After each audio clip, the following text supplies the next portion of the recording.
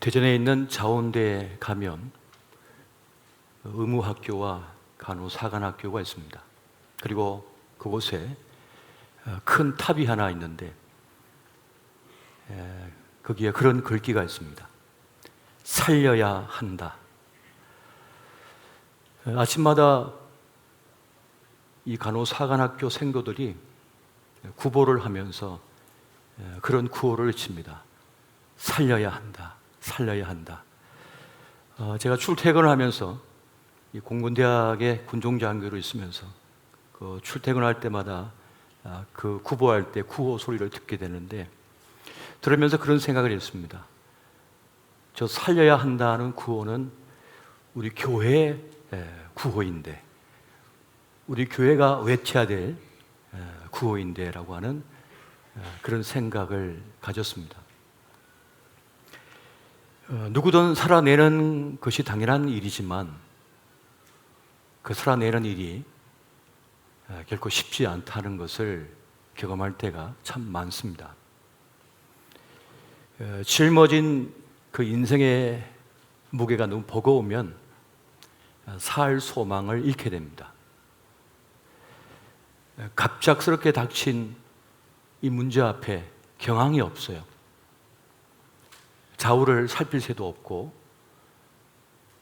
그만 그것에 압도당해서 살 맛을 잃을 때가 많습니다. 그렇게 방향을 잃고 헤매게 된다는 것입니다.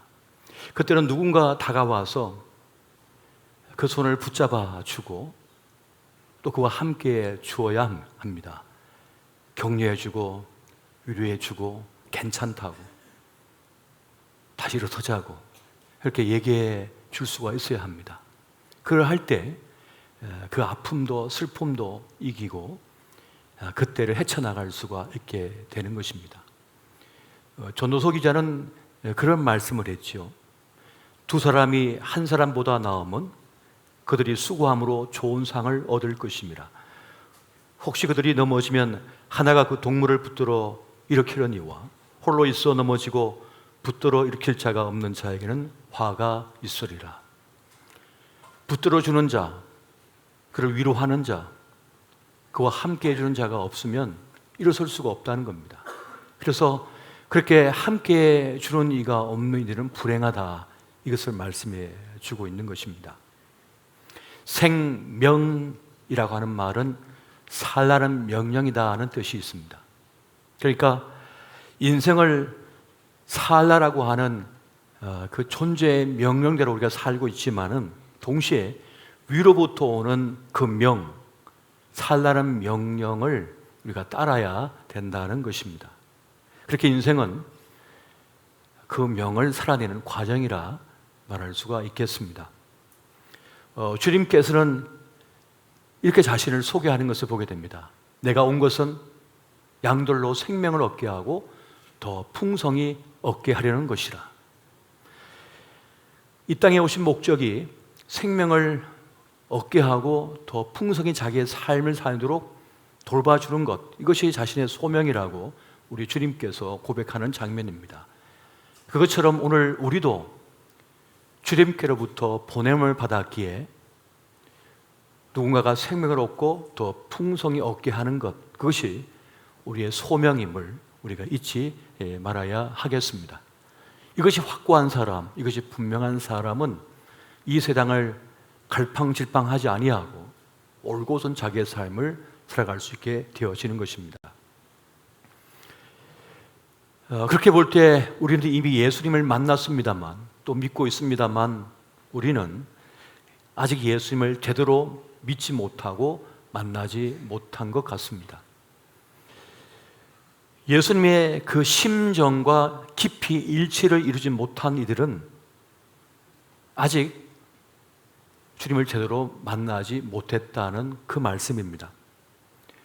주님의 눈으로 세상을 보고 주의 심정으로 사람을 만날 때, 또 그렇게 해서 주님의 손과 발이 될 때라야 우리는 주님을 제대로 만났다, 주님과 일치를 이루고 있다, 함께 나아가고 있다라고 말할 수 있다는 것입니다.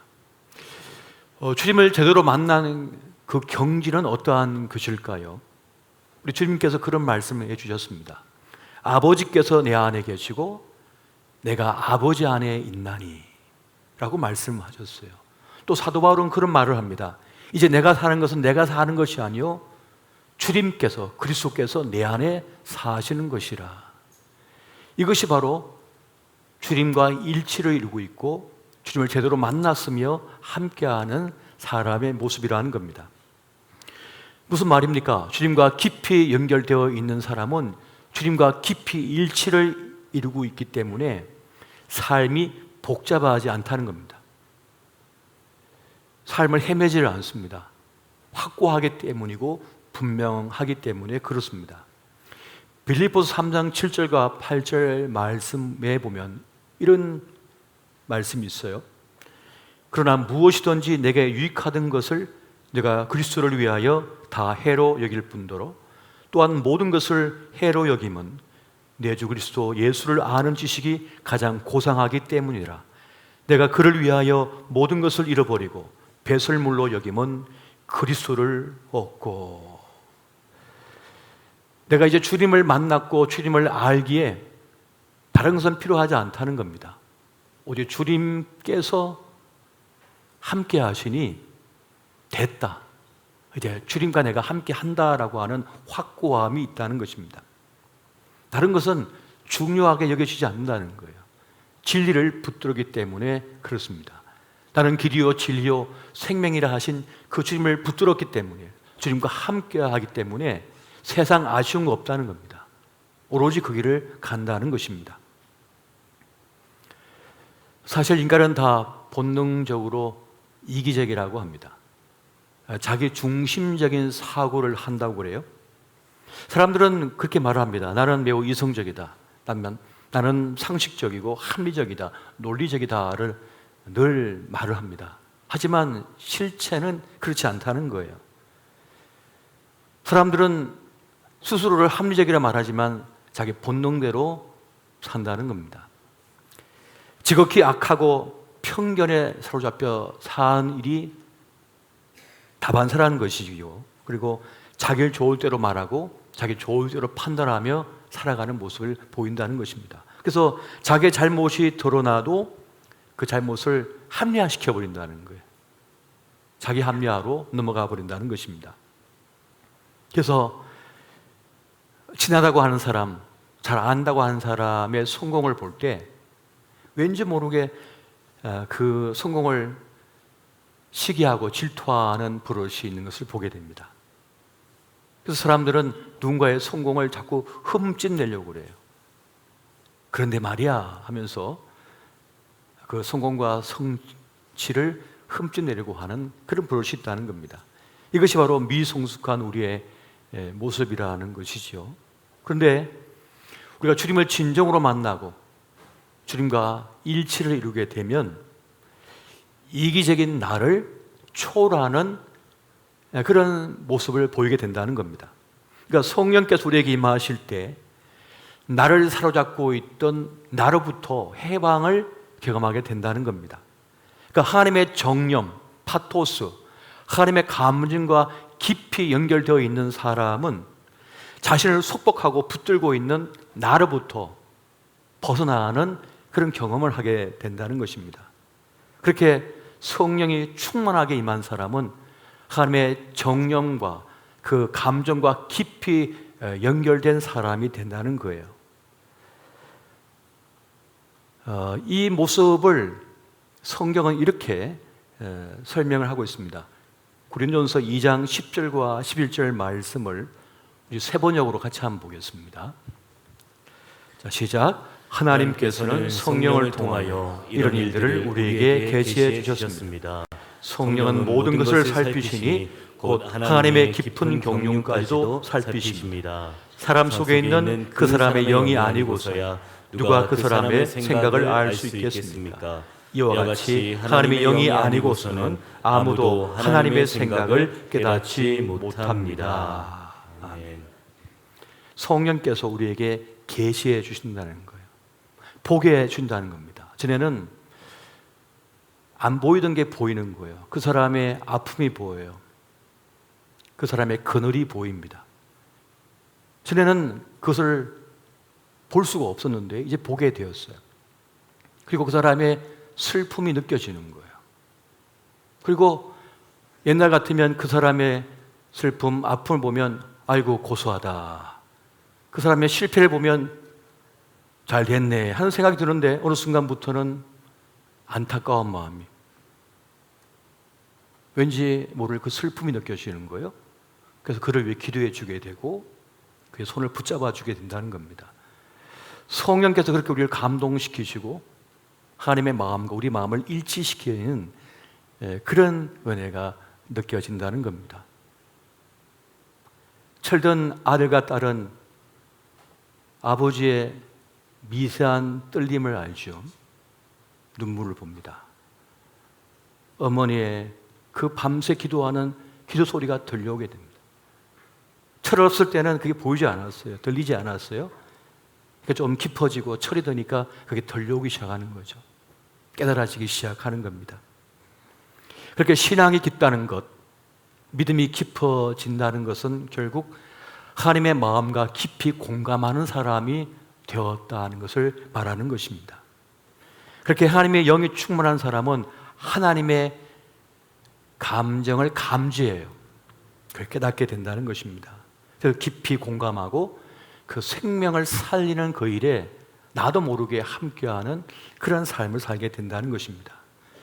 오늘 저와 여러분이 깊어가는 이 가을에 주님의 마음에 깊이 공감하고 연결되어지고 일치를 이루어서 생명을 살리는 그 일에 함께하는 주님의 사람 되시기를 예수 이름으로 축원드립니다. 오늘 저는 우리가 그렇게 주님을 닮았으면 참 좋겠습니다. 먼저는 우리가 주님을 닮아서 생명을 살리는 그 손길이 되었으면 참 좋겠습니다. 한번 따라해 보십시오. 생명을 살리는 손이 되자. 생명을 살리는 손이 되자. 여러분, 사람은 누구나 일평생을 살면서 씨를 뿌리며 그렇게 살아가게 됩니다. 누군가는 희망의 씨앗을 뿌려요. 어떤 사람은 절망과 어둠의 씨앗을 뿌리며 살아갑니다. 그래서 그 사람의 일평생을 쫓아가 보면 그가 지나온 길에 꽃이 피고 열매가 맺히고 푸르르게 생명을 음돋게 한 사람이 있지만, 어떤 사람은 가는 길목마다 상처와 아픔과 황량함만 가득한, 그렇게 만들어가며 사는 사람도 있는 것을 보게 됩니다. 어떤 사람은 절망의 구렁텅이에 빠진 그 사람의 손을 붙잡아서 끌어내는 사람이 있습니다.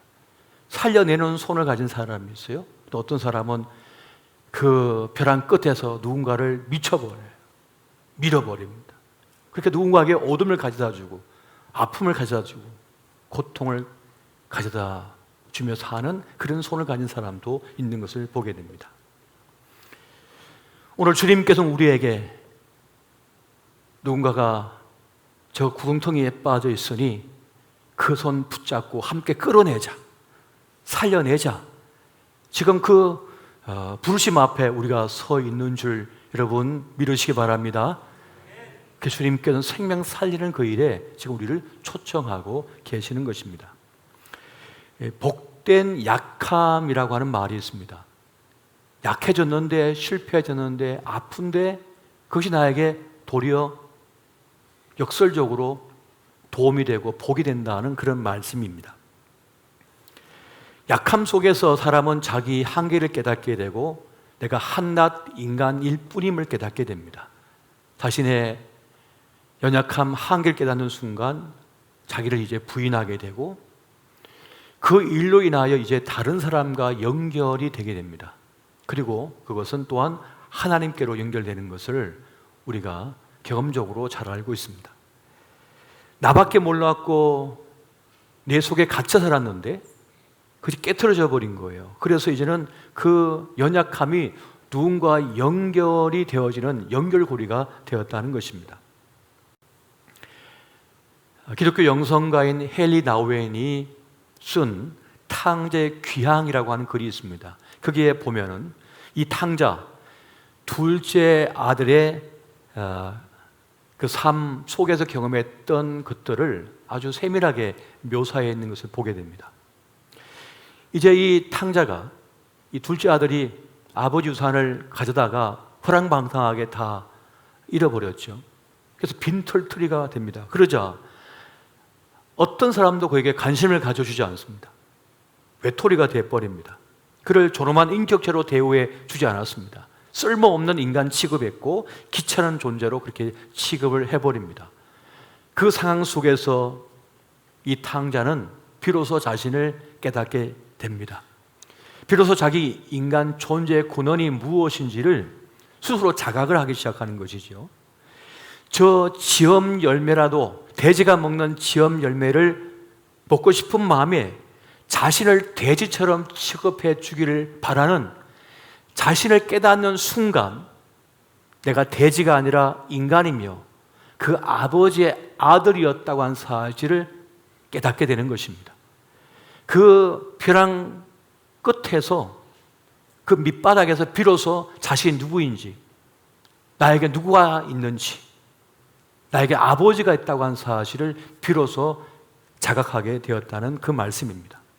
그렇게 천부여 의지없어서 하면서 하나님을 찾게 되었고 하나님을 확인하게 되었으며, 그렇게 자기가 있어야 될 자리를 찾게 되었다는 그 말씀입니다.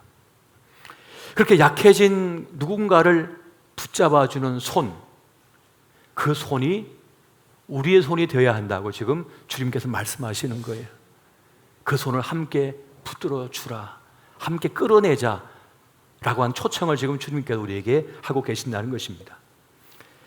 여러분, 주님 앞에 서는 날 주님께서 우리에게 말씀하실 거예요. 너 손 좀 보자. 저 손 잘 닦았는데요, 깨끗한데요. 그게 아니라 너 지금까지 살면서 그 손으로 무엇을 붙잡고 살았니? 무엇을 붙잡고 살았니? 물어보실 겁니다. 우리가 두 손을 가지고 있습니다. 한 손은 어디를 붙잡아야 됩니까? 주님의 손을 붙잡는 거예요. 또 한 손은 어디에 붙잡아야 됩니까? 지금 웅덩이에 빠진 사람의 손을 붙잡고 끌어내 주어야 한다는 것입니다. 이것이 주님께서 우리에게 두 손을 주신 이유인 거예요. 근데 우리는 이 두 손을 가지고 어디를 향하고 있습니까? 세상을 향하고 있고 나 자신만을 향하고 있지는 않는가? 주님께서는 주님을 붙들고 또 한 사람의 구렁텅이에 빠진 사람의 손을 붙들어 끌어내는 그 일을 함께 하자고 그렇게 우리를 초청하고 계십니다. 그렇게 생명의 역사를 이루는, 살리는 그 손 되시기를 예수님으로 축원드립니다. 또 한 가지, 오늘 우리의 말이 주님을 닮아서 생명을 살리는 말이 되었으면 참 좋겠습니다. 한번 따라해 보십시오. 생명을 살리는 말이 되자. 말이 되자. 생명을 살리는 말을 하자. 생명을 살리는 말을 하자. 하나님께서 천지를 말씀으로 창조하셨다고 하셨습니다. 그것처럼 하나님을 닮은 우리도 우리의 말로서 우리 인생을 만들어 가고 있는 것을 보게 됩니다. 이 세상에 수많은 말들이 떠돌아다니고 있고 그 말로 이 세상이 만들어져 가고 있음을 우리는 잘 알고 있습니다. 히브리어로 말씀을 다바르라고 말씀하고 있는데요, 그 뜻은 말이라고 하는 뜻도 가지고 있지만 사건이라고 하는 뜻도 가지고 있습니다. 그러니까 우리의 말은 사건을 만들어낸다는 거예요. 우리의 말은 누군가를 분노케 할 수도 있습니다. 누군가를 종에 빠뜨리게 할 수도 있습니다. 또 우리의 말은 누군가의 슬픔에서 건져낼 수도 있습니다. 위로할 수도 있습니다. 그것처럼 우리의 말은 어떤 사건을 일으킨다는 것입니다.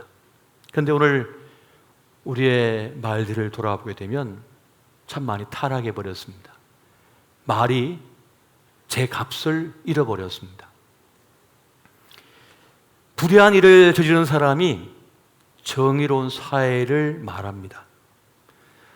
부정한 이익을 탐하는 자가 공정을 말하는 것을 봅니다.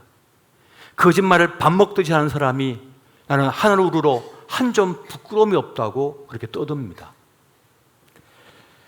진실만을 다루어야 할 기자의 말을 믿을 수 없는 세상, 오직 연구를 통해서만 자신을 증명해야 될 학자를 믿을 수 없는 세상, 사람들을 진리 가운데로 인도해야 할 성직자의 말을 믿을 수 없는 세상, 바로 그런 세상을 지금 우리가 살아가고 있는 것입니다. 그렇게 이 시대의 말이 타락했습니다. 또 한편 우리 시대의 말이 참 독해졌습니다. 이전에도 말이 참 독했는데 지금은 더 독해졌어요. 독기 가득한 말, 거친 말, 조롱하는 말, 비난하는 말, 누군가를 죽이는 말만 하는 세상을 지금 우리가 살아가고 있는 것처럼 보입니다. 편을 가르고 누구를 공격하고 용서하지 못하는 말들이 이 세상을 떠돌고 있습니다. 그래서 세상은 거칠어졌고 봐주는 법이 없어요. 용서하는 법이 없는 그런 세상을 지금 우리가 살아가고 있습니다. 말은 씨와 같다고 했습니다.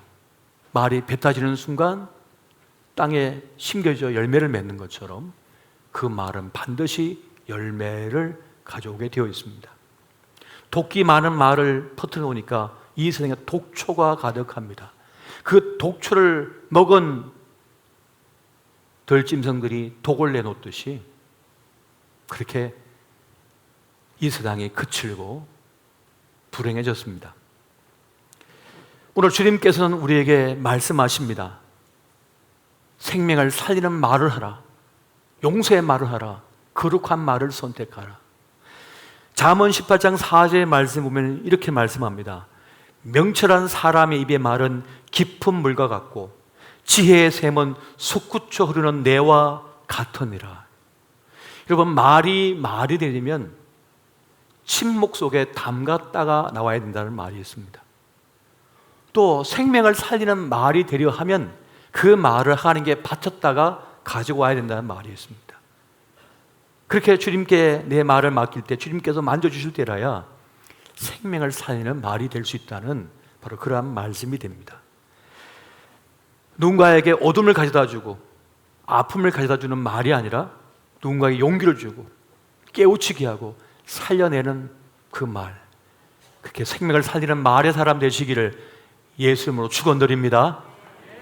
또 한 가지, 여러분, 우리는 주님을 닮아서 주님의 따뜻한 시선을 닮아서 생명을 살리는 눈이 되어야 하겠습니다. 한번 따라해 보십시오. 생명을 살리는 눈이 되자. 생명을 살리는 눈이 되자. 우리가 주님을 직접 뵙지 못했지만 우리 주님의 눈을 보면 얼마나 인자하실까, 얼마나 따뜻하실까 라고 한 생각을 가져보게 됩니다.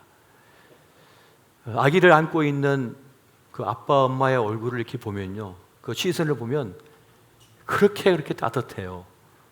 자기 낳은 그 아기를 보는 그 눈이 말이죠, 얼마나 선하고 예쁜지 모르겠어요.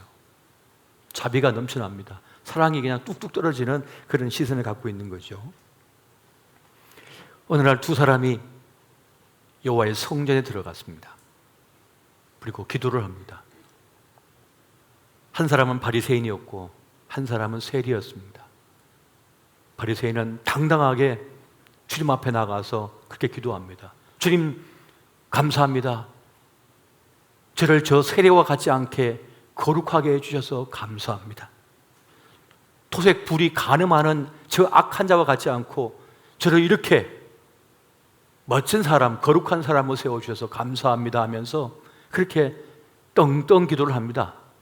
하지만 저 뒤편에 세리는 거저 주님 앞에 눈물을 뚝뚝 흘리면서 주님, 저는 죄인입니다.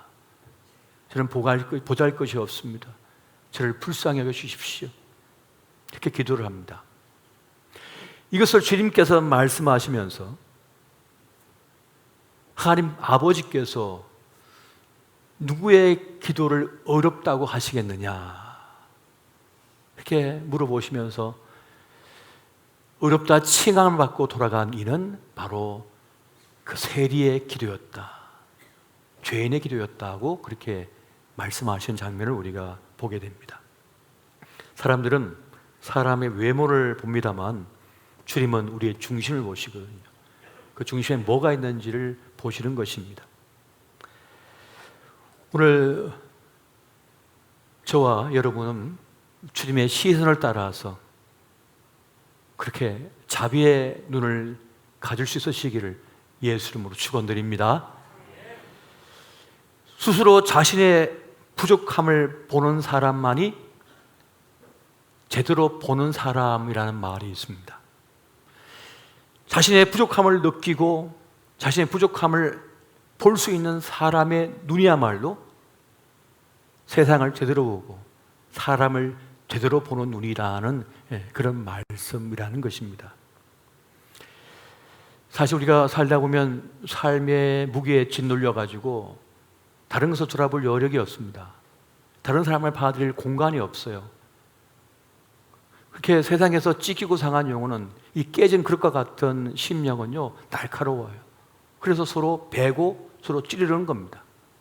그래서 교회 안에서도 갈등이 있을 수 있어요. 생각의 다름, 뜻이 다름 때문에 서로 찌르고 벨 수도 있는 것입니다. 그때 우리는 생각합니다. 내 마음에 맞는 사람만 있으면 좋겠다. 우리 성씨만 있었으면 좋겠다. 박씨 남고 다 나가. 뭐 이런 생각할 수 있게. 저도 최신데 그러면 저도 나가야 돼. 그런 생각을 가질지도 모르겠어요. 근데 그러면 교회가 될 수가 없습니다. 여러분, 외양간이 깨끗해지려 하면 소를 다 내보내면 됩니다. 근데 외양간에 소가 가득하면 더러울 수밖에 없는 거예요.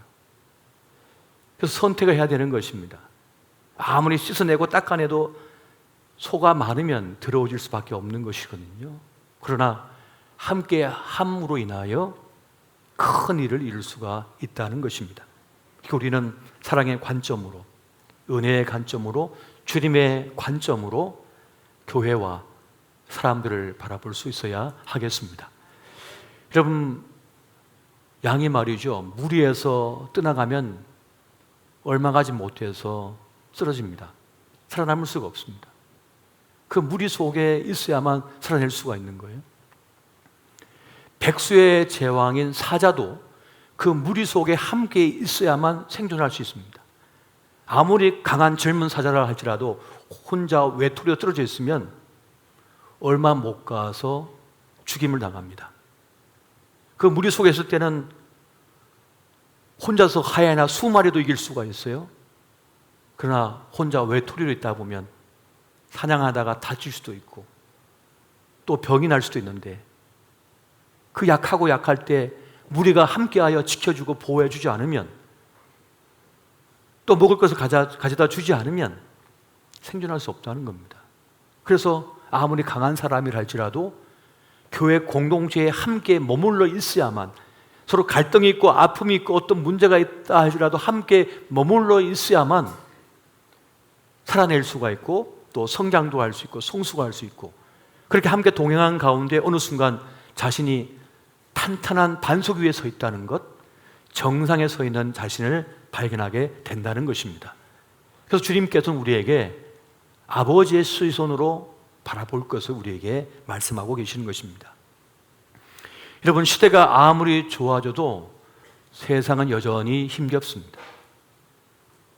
내가 지금 건강했어도, 재물이 좀 든든하게 있어도, 지금 가족이 옆에 다 지키고 있어도 쉽지 않은 것이 우리의 인생사인 것입니다. 그런데 주님께서는 우리를 살려내시기 위하여 온기를 불어넣듯 복을 짓는 사람들을 세우셨습니다. 여러분, 무쇠솥에 그 이른 새벽에 어머니가 그 쌀밥을 하시잖아요.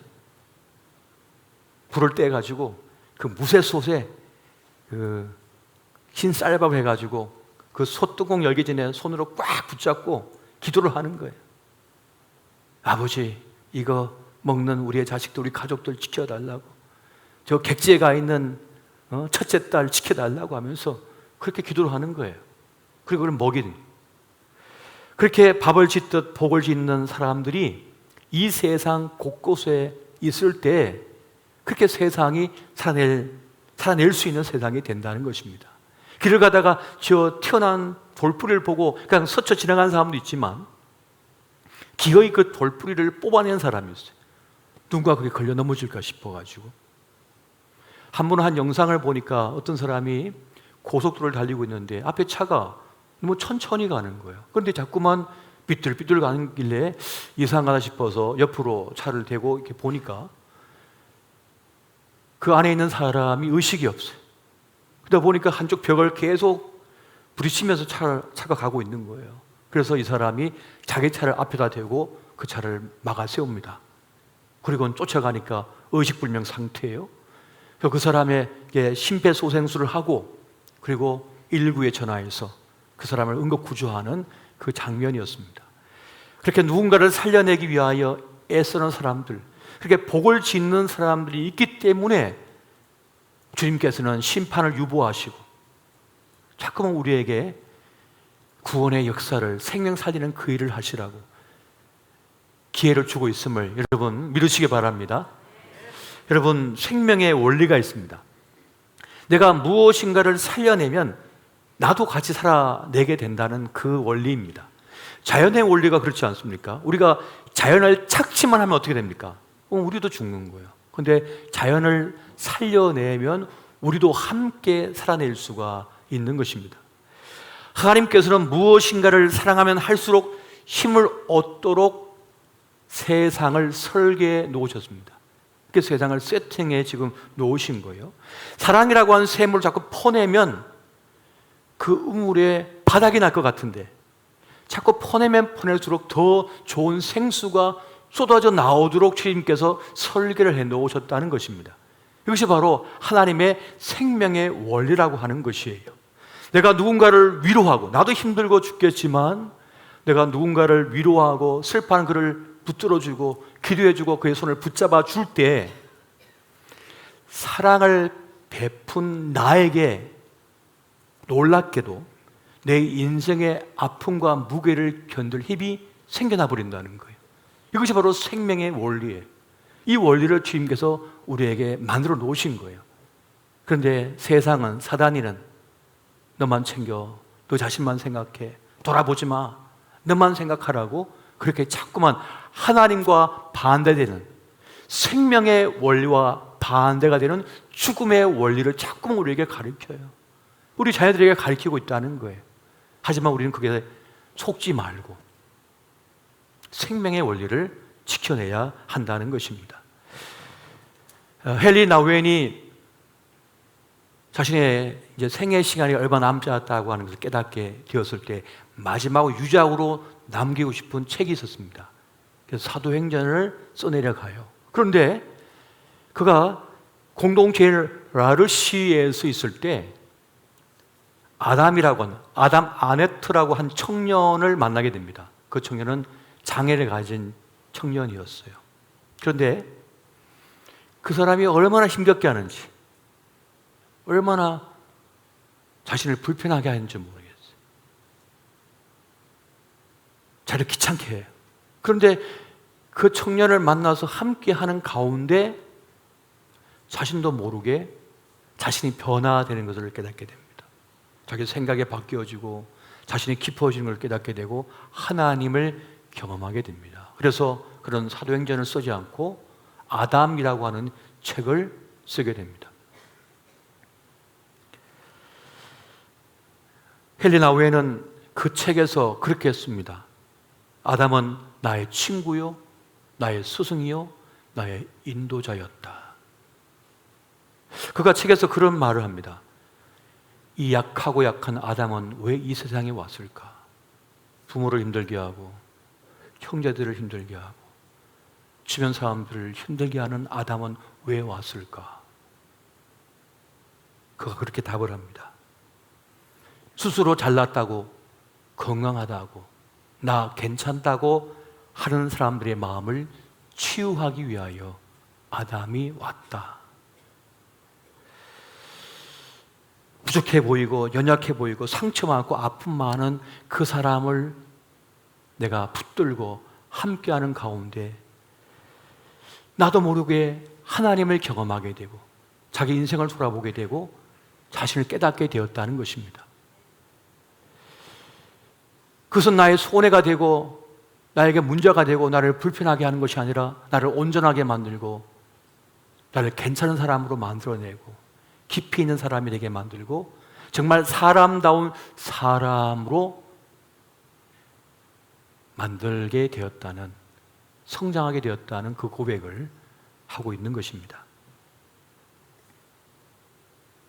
주님은 그렇게 우리에게 그러한 기회, 생명을 살리는 기회, 나도 사는 기회를 우리에게 주고 계심을 여러분 잊지 마시기 바랍니다. 여러분의 손을 생명을 살리는 손으로, 여러분의 말을 생명을 살리는 말로, 여러분의 눈을 생명을 살리는 눈으로 한번 만들어 보시기 바랍니다. 여러분, 지금은 살려야 할 때입니다. 죽음의 기운이 이 세상을 뒤덮고 있습니다. 인간의 욕심이, 인간의 교만이, 인간의 악함이 이 세상을 어둡게 만들고 죽음의 기운이 가득하게 만들고 있어요. 이러한 때 자꾸만 세상에 온기를 가져다 주고 복을 짓는 사람, 생명을 살리는 일을 하는 사람이 필요합니다. 주님은 우리에게 그것을 함께 하자고 지금 우리를 부르고 계십니다. 여러분, 먼저 여러분 자신을 살려내십시오. 여러분의 기도를, 여러분의 영성을, 예배를 살려내십시오. 우물이 메꿔졌으면 그 우물을 다시 뚫어서 우물을 파내십시오. 그래서 생수가 콸콸 흐르는 그런 나의 영성, 나의 믿음, 신앙이 될 수 있도록 여러분의 신앙을 지금 살려내셔야 되는 거예요. 그리고 또 내 자녀의 믿음을 살려내기 위하여 불이 꺼져버린 여러분의 자녀의 믿음을 살려내기 위하여 다시 불을 붙여야 되는 것입니다. 다시 불을 붙여내야만 살려낼 수가 있는 것이에요. 여러분, 그 일을 절대로 멈추지 마시기 바랍니다. 우리 교회의 예배를 회복하고 기도를 회복하고 모임을 회복하고 다시 그것을 살려낼 때 함께한 우리 자신의 영혼도 다시 살아나게 되는 것이고 다시 기도의 불꽃이 살아나게 되는 것입니다. 여러분, 세상이 얼마나 힘듭니까?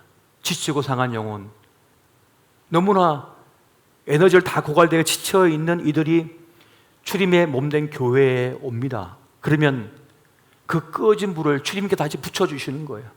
다시 생기를 불어넣어 주시는 거예요. 다시 살 용기를 얻게 하고 다시 위로를 얻고 세상을 향하여 달려가게 되는 것입니다. 그렇게 공급을 받지 못하면 여러분 어떻게 됩니까? 거죽만 남게 되는 거예요. 생기가 하나도 없고 물기가 하나도 없으면 어떻게 합니까? 불이 붙어버리죠. 그렇게 거죽만 남은 산기 붙어가지고 불이 나는 거예요. 물기를 머금지 못해가지고. 그런데 주님 앞에 나왔을 때 주님께서 물을 공급해 주시는 거죠. 우리의 물을 채워주시고 우리의 꺼진 불을 다시 회복시켜 주시고 그래서 마음이 다시 살아나게 만드시는 것입니다. 우리 교회는 그렇게 사람을 살리는 운동에 목숨을 건 교회입니다. 여러분, 내적 치유 세미나는 뭘 하는 것입니까? 상처 입은 영혼들, 살 소망에 끊어진 이들, 불 꺼져버린 그 인생들을 다시 살려내는 그 일을 하는 겁니다. 웅덩이에 빠져서 헤어나오지 못한 그를 내 손 붙잡아서 끌어내는 사역인 것이에요. 1:1 제자 양육 사역은 뭡니까? 우리 신앙을 정응하고 뼈대를 세워서 튼실한 믿음을 세우는 그 사역입니다. 우리 교회는 다른 교회처럼 10가지씩 그렇게 성경 공부 안 합니다. 달랑 2개밖에 안 합니다. 그런데 함께 하면서도 그 일에 함께 배워보지도 않고 동참해보지도 않고 그렇게 그냥 거죽으로만 신앙생활을 하면 힘이 하도 없습니다. 날아오르질 못합니다. 하나님의 그 일에 함께 동참하여 내 시간을 쓰고 내 물질을 쓰고 내 인생을 바칠 때라야 하나님의 생명의 역사가 일어날 때 내 영혼이 살아나고 내 심장이 다시 힘있게 뛰어지고 삶의 의미가 가치가 가득해지는 것이에요. 그래서 눈빛이 살아있는 것입니다. 오늘 저와 여러분이 그렇게 생명 살리는 그 일에 함께 하시기를 예수 이름으로 축원드립니다.